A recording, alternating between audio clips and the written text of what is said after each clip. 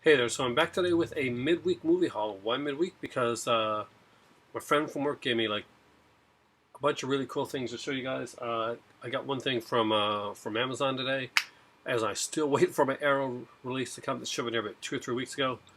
I'll be right back with 15 titles to show you.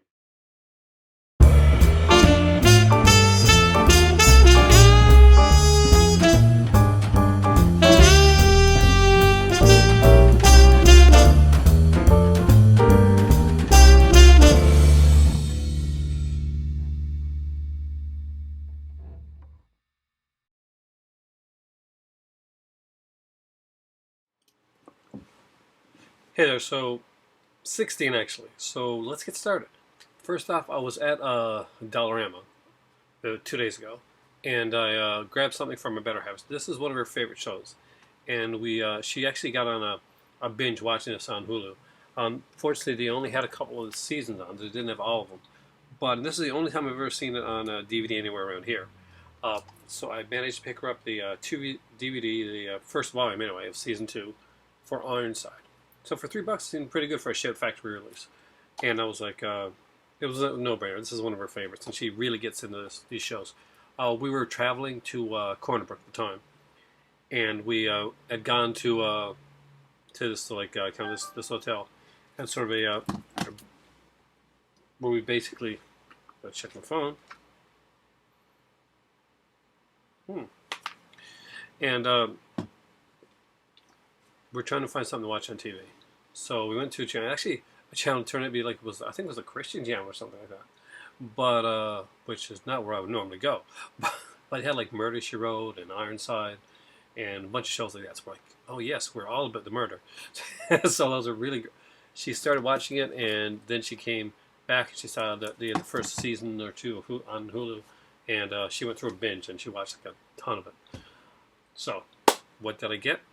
A bunch of stuff, so let's check it out. First up I got, and I'm surprised that I actually didn't have this, because I've seen this a few times, but I just never really owned it. And I guess I gotta get the second one too. I wonder if he's got it. And it is Laid to Rest. Unrated, director's cut. I remember this movie. It's kind of a slasher type of throwback, kind of gory, kind of fun. I remember the second one. The first one has Chrome Skull, and the second one has Chrome Skull, and I think it's Preston. It's the guy that got played by, I think it was Brian Austin Green. Was in the second one with him. So there was Laid to Rest, and there's Laid to Rest 2. This movie starts right. Now it's been a while since I've seen this, but I'm pretty sure this movie kind of like just starts running with literally with this girl that doesn't remember anything, wakes up in a morgue, and this Chrome Skull guy is chasing her. And it's pretty much like a chase film for most of it through there. There's some cool kills, and it's a very cool like a look that Chrome Skull has. So as you can tell, I'm back there. If you haven't seen it, it's worth checking out. This is an Anchor Bay release. I do collect Anchor Bay, and this has an audio commentary with the writer-director Robert Hall, and actor-producer Bobby Sue Luther, post-mortem, the making of Laid to Rest, torture, the SFX, the special effects of Laid to Rest, deleted scenes, bloopers, and trailers. So worth checking that out. Next up is another one that I didn't have. At least I don't think I had this release anyway. So I'm actually a fan of this movie. I don't like every remake, but this was one of the remakes that I thought actually did a decent job, and I was interested all the way through. So that was the Crazies, with Tim the Elephant. I love this here cover, by the way. It's kind of like a lenticular. I love lenticular. Look, shiny. So this one here is was put up by Alliance. We got an audio commentary with the director on here, behind the scenes, Paranormal Pandemics, the George A. Romero template, Makeup Mastermind, Robert Hall in action, visual effects in motion, building scene. Can't be the same Robert Hall that did this one, is it? Because if it is, that's like that's Rob Hall and Robert Hall. I'd have to look it up, but Robert Hall directed this, and there's a Rob Hall that worked on this one here, so same person, or just stunning coincidence that I got these on the same day. Next up is another Anchor Bay DVD, because you guys know I collect those, and this is one I thought I had, but I didn't, and I was really surprised. and that is Chud, Cannibalistic Humanoid Underground Dwellers. Just really, really cool little film. Love this one here. You know, still he keeps his stuff in immaculate condition. Even as like the original thing is still inside too. You know that what you call it, security thing that makes things beep. And trust me, if I went through thing, it still beeps. That happened to me a couple days ago. Next up is a movie that I thought was I didn't know that was still available on DVD. I'm not sure if it is or not, but this is one of the first ones I think that my dad actually bought. And it was definitely his first anime that he bought, and we watched it together back when he first got a DVD, and I really, really enjoyed it. I was a huge fan of this movie, and it's called Perfect Blue. If you haven't seen it, you really should check it out. It is a really good one. And it's kind of like it's an anime, but it's kind of it's a thriller. You saw it, right? Perfect Blue. Yeah. They do a really, really good job.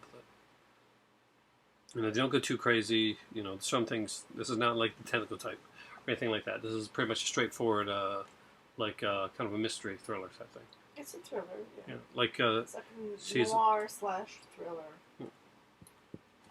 Basically, she's a singer that's being stalked by this mysterious person, and we don't know who it is. It's kind of there's a mystery aspect to that. Next up is one. This one's not even open. I got this one. One, because I did like the series. I'm not going to lie about that fact. And the girl, of course, is extremely cute. But a Doctor Who part of me really wanted this. And that is Secret Diary of a Cowgirl, Season 1. So we had this one, and it hadn't even opened. As you can see, the price tag and everything is still on it. So, wow. That was really cool to get that one from. Jason, thank you so much. And this is the first season. So this is the season. I think episode 6 of this with the series. Because it's not seasons in England, is it? So series 1 of this basically is episode 6 has Matt Smith, who would go on to be Doctor Who, with Billie Piper, who of course was in Doctor Who before she did that show. Next up, although I have the Scream Factory Blu-ray release, I didn't have the original DVD release. And I like to kind of make whenever I can get the DVD releases, put them up there. I have that kind of that backup one, or basically sometimes I'll make like a combo pack, especially if it's only something that's going to release on Blu-ray, and I want kind of a DVD copy of it as well. And this is The Legend of Hell House. So, love this movie, actually. Gail Honeycutt, Rod McDowell. Okay, next one I'm actually really excited about. I didn't know this was on DVD. If I known this was on DVD, I probably would have picked it up.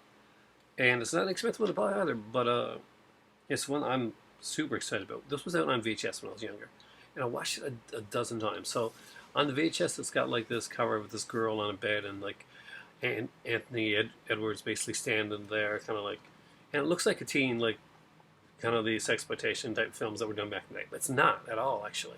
It's a comedy spy thriller, to be honest with you. Action spy thriller, and it's called Gotcha. And I'm not sure if anybody remembers Gotcha or not. Well, I think they still play like versions of it. They just call it different things, but it's like a paintball game that we have that you pretty much play. You know, some people use paintball, some people use like kind of the darts, but it's kind of like the assassination. Remember Tag, the assassination game? Some people might remember that, and they made a movie to that. Well, Gotcha's like that. Well, let's not. So basically, there's this guy Anthony Edwards. When he had hair, look, guys, before. Way before we are. And he's really good at this game. He's kind of a geeky college student, and he's really good at the game Gotcha. He goes over to, I think it's Russia, I think. It's been a long time since I've seen this movie. Germany, West Germany. He goes over to West Germany, and pretty much gets involved in this like kind of a spy thing. And so he's playing Gotcha, but this time with real guns and deadlier stakes. It's a fun movie. It doesn't get like too heavy-handed or anything like that. It's just 80s fun. There's some great. This has a great soundtrack. I do remember the soundtrack to this movie. This is one of the reasons that I ended up like renting it over and over again.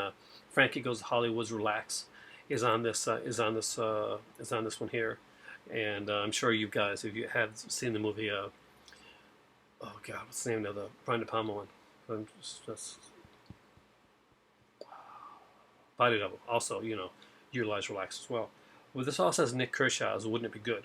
And Nick Kershaw's "Wouldn't Be Good" is one of my favorite '80s songs, like bar none. I grew up with like punk and new wave and all that type of stuff, and pop, and I really loved that. I was really a big music fan. But anyway, this one here, I would actually be looking for the if I can find it. If anybody can find the soundtrack to this, it's really really good. It's an awesome and good '80s soundtrack, and it's really solid all the way through. There's like a Canadian artist that does the lead song for the movie Gotcha, and honestly, I can't sing or like do a little bit of it, but I tell you, I remember as soon as I picked this up, the song stuck was in my head, and I remembered it after all these years. And I'm actually going to watch this very soon. This is something I'm going to watch with my better half because I think she'll get a kick out of it. Next up is one that not a lot of people like, and too bad for them because I really do dig this film. And it gets really crapped on a lot, and you're wrong. You're all wrong. And it's a movie called Mindhunters with Johnny Lee Miller. Come on here. And we got like this one again. LL Cool J, Catherine Morse, of course, from Cold Case. Val Kilmer, Christian Slater. I'm a really big Christian Slater fan, by the way. John Lee Miller and Catherine Morse really do take center stage. You would think it would be like Val Kilmer and Christian Slater, but it's not. Actually, Miller and Morse actually take center stage in this film here. And basically, it's a movie, if you haven't seen it, it really is worth checking out. It's like these FBI profilers, and they're on this island to do this kind of like this training mission. But it turns deadly when somebody, and we're not quite sure who, is killing off the FBI training people. So, pretty cool stuff. Next up is a Anchor Bay Entertainment double feature. Yeah, it's one of their double feature packs, which is a flipper disc. Sometimes there'll be like two in there, sometimes flipper disc. This one's a flipper, really cool. Got some very decent stuff in it. So we got Elvira, Mistress of the Dark, and Transylvania 65000. I have never owned, I don't think, either one of these movies. I've like rented both of them. Transylvania 65000 can be hit and miss, but I haven't seen it in a long time. Elvira, she does the kind of cheesy stuff that Elvira does, and she's fun. I love Cassandra Peterson. The Elvira one doesn't have a lot of features on it, actually just a text bio, but the Transylvania 65000 apparently has a commentary. It's supposed to be pretty good, so I'll be interested in checking out Transylvania 65000 once, probably without the commentary, because I haven't seen it in a long time. And I do like the cast, like it's Jeff Goldblum, Ed Begley, Michael Richards in this one, Joseph Bologna, Gina Davis. Yeah, cause that's right, because Gina Davis was dating Jeff Goldblum that time, wasn't she? Because they dated for a long time. Next up is one I picked up. It's a mini series that I picked up from my better half, but looks kind of decent. Have you seen it, by the way? I might have, yeah. Yeah, I think you did actually. I think I remember you like watching it sometime. It's called The Triangle. It was a bit of the Bermuda Triangle. Got a really good cast actually. This was it's a British broadcasting. That's BBC, and Bryan Singer and Dean Devlin worked on this one. So we got Eric Stoltz, Catherine Bell, Lou Diamond Phillips, Bruce Davison, Michael Rogers, Lisa Brenna. There's Charles Martin Smith and Sam Neill. Great cast on this one here. And again, shiny lenticular covers. Gotta love them. Next up, I picked up two 8 Films to Die For. If you look at my, I'm going to peek because I always got to do this.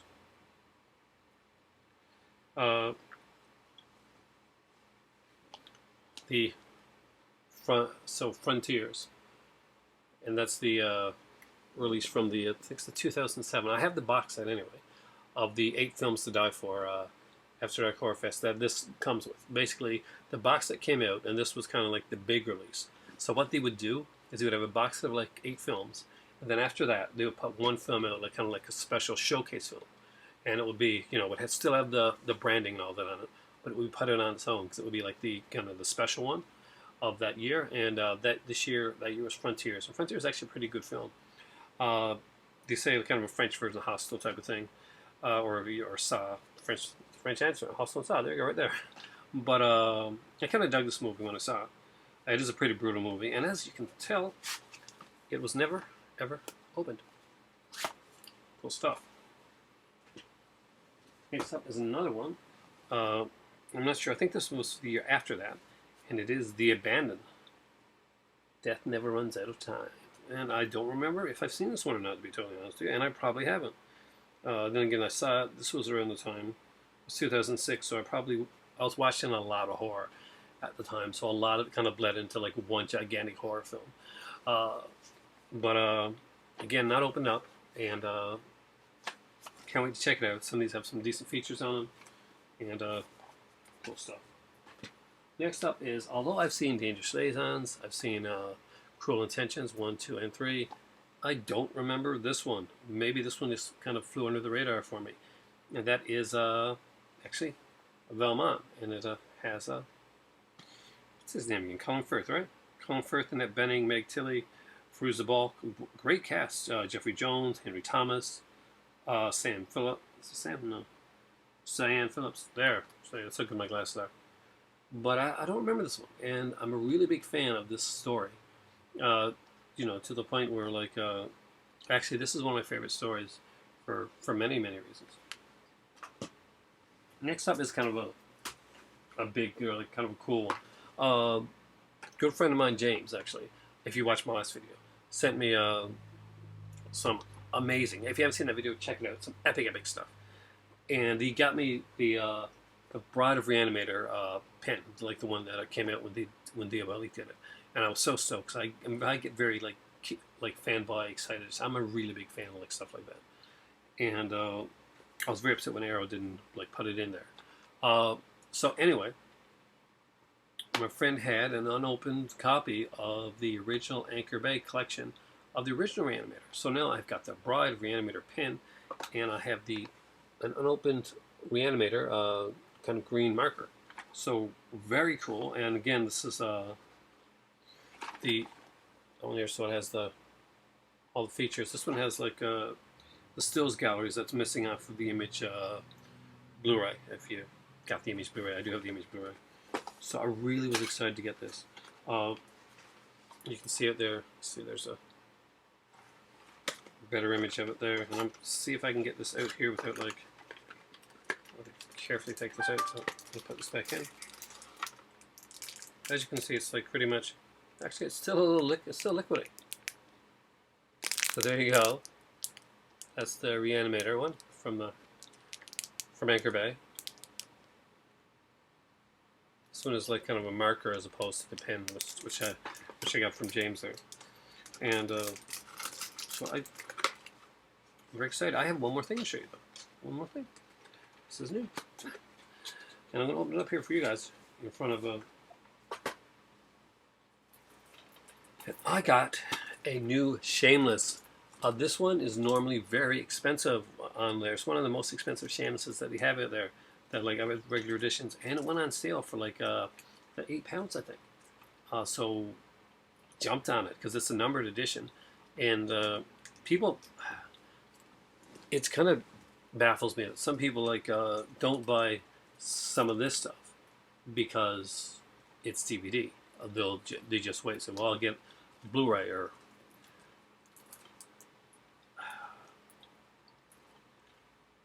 I don't get it. They just have Shameless does such a great job with their releases. They do like limited editions and that actually are limited editions that are numbered, and you know which one you got. So for me right now, I gotta like cover it because there's like tons of nudity on this here. So I'm not sure you can tell, but there we go. It's number 1507 of 2000. So it's only 2000 of these that were made, and they're like special numbered art editions. So after that, then you get the regular unnumbered edition. So let's open this up here, and I'll be able to show you the alternate artwork, the alternate cover. I got a message from my son,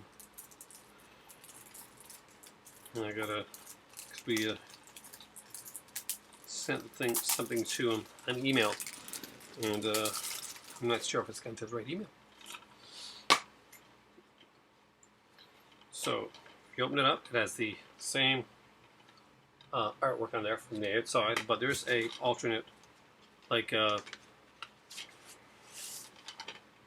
I guess I can show it because it's so that is Sister Ursula, and there's the alternate art right there. So, and I like the They say it has a special heartfelt interview with director Enzo Malonia. Unique artwork by Graham Humphreys, theatrical trailer, and of course the Shameless trailer gallery that makes you want to buy more Shameless. This is number 45 in the Shameless releases. And I gotta say again, I highly recommend Shameless if you like Giallo, and you want to get like a wide like selection of it, and you're not just like I get all the Arrow Giallo that comes out. I buy a lot of stuff from 88 Films as well, but there's this like a whole section of like this type of Italian stuff that people are missing out on because they're not getting DVD, so which they should. So, in my opinion, my humble opinion. So here we go. It is The Sister of Ursula. Really cool film. Kind of sleazy-ish, but it's a giallo, so you all have that kind of feel. You know there's going to be a ton of nudity. There's going to be like kind of the killer, which will have something. Who's in this one here? So we got Barbara, the girl from Suspiria, and the girl from Zombie. So that's pretty cool. Heightening, I love this here. Heightening the giallo genre with the sleazometer cranked up to 11. The story plays out straight-faced. However, here the film's outrageous intensity stems from the stream of beautiful women stripping and pleasure. Okay, well, stripping. So there's a lot of nudity in this, like every other giallo ever made. We watched Strip Nude for Your Killer, and I'm sure there can't be more naked bodies than we saw in Strip Nude for Your Killer, because that was what you call. There's no false advertising in Strip Nude for Your Killer, that's for sure. It was exactly what it said it was. There were people, and they were female, and they were stripping nude, and they were getting killed. And you would think, hey, that's totally misogynistic, but no, because the killer, well, just like in Friday the 13th, the killer actually is another. Well, there's almost every character in that movie is. There's like two guys, and they're the obvious red herrings, and you know that it's going to be a girl because the killer was wearing an outfit that's form-fitting enough to tell that it's female. So that's not giving away who the killer is. It's just saying, hey, the killer in Strip Nude for Your Killer is female, and it's obvious from the very first scene when she sachets into it. So here we go. This is 15 of my 16 towels. The other orange side's over there. I can't get it right now, but a lot of stuff. Thanks in large part to a good friend of mine who's actually been, getting rid of some of his DVDs, and he's been nice enough to like let me like look through. Like usually brings in like so much every day, and he gives some like to a bunch of people. And I always try to make sure that I'm there early enough so that I get something. And I gotta say, I'm getting some great stuff, some amazing stuff that I've been really looking forward to, especially the Reanimator ones. One I was looking for a long time. Anyway, I gotta get back to my son who just who texted me. So I miss him so. But I am actually really proud. He's been showing me pictures of Ontario and all these places he's been and all this really cool stuff that he's seen, and it's amazing. So guys, right now I want to thank you so much, but I got to go text my son because that is paramount importance, and it's also, you know what time it is. It's time for tea.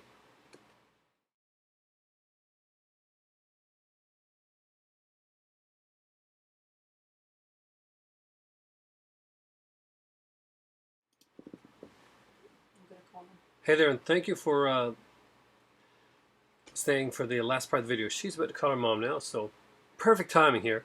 But I just want to give a quick shout out to a newer YouTuber on there. So Opie0909 has been recently making some videos here on YouTube. He's one of the newer Bluetubers on here, and he does some really cool stuff. So here he is right here. I'm not sure how good you can see the picture there, but that's he's on the prowl for blues. And basically goes into like a movie stop that's closing down. Man, I wish I had a movie stop near me. And he gets some excellent titles which are pretty much in line with the type of stuff that I would pick up. He's a really nice guy, a really great YouTuber, a fantastic commenter. She's making me like, she's saying, wind it up, almost like an Academy Award speech. She's going to be like playing me out with music in a second. Okay, check out Opie's channel. He's a really cool guy. Make sure you subscribe, like the videos. Same with here. And with me and Opie, make sure you share. That's how we get on. And before I get played out again, it's time for tea.